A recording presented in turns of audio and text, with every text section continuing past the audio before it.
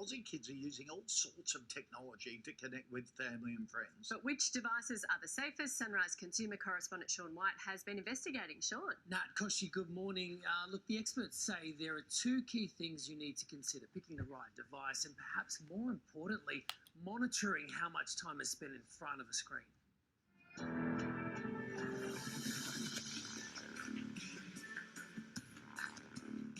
As Aussies locked down and worked from home, daily screen time skyrocketed. But is there any going back? We're spending more time on technology than we ever have because of COVID, and that's not going to go away. So that's kind of the future.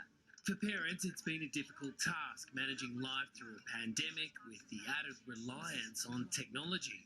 Digital literacy expert Dr. Joanne Orlando says things moved so fast when coronavirus hit that many adults unconsciously handed over more responsibility than they probably wanted to. So we've really expected them to have the skills and the experience to go straight into online learning for school, to be able to entertain themselves, to keep in contact with their friends, and to be able to use technology to stay emotionally healthy. The biggest issue has been zombie scrolling. That's where people use technology to fill gaps in their day. Then they're getting used to just simply checking their screen absent-mindedly. It just becomes a normal part of their day. And that's what leads to addictive kinds of behaviours. The key is to make internet use purposeful.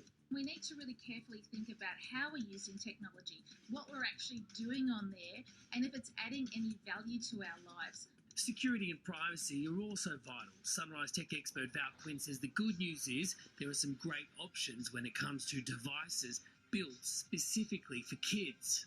First up, the Alcatel Tiki Mini Tablet.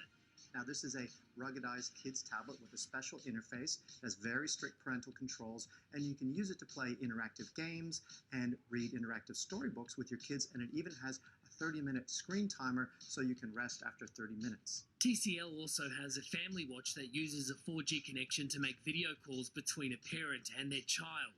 It also includes geolocation, so you know where they are. Then there's Gme, which is basically a phone without the phone connection. So your kids can get a sense of what it's like to use a phone, but you don't have to worry of them being able to call up the internet and access things that you don't want to. It's got pretty much everything else you'd expect in a phone, but it's cheap and a bit fun too.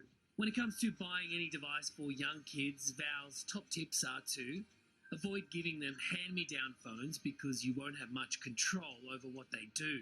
Get something durable and spend no more than $100. And always make sure they have strict parental controls. Also, a tip for the whole family: take advantage of screen time management tools that track how much time you're spending on different apps. Watch out for that zombie scrolling. I think we're all guilty of it. Yep. Oh, none of us though. Oh, no. Thanks, Sean.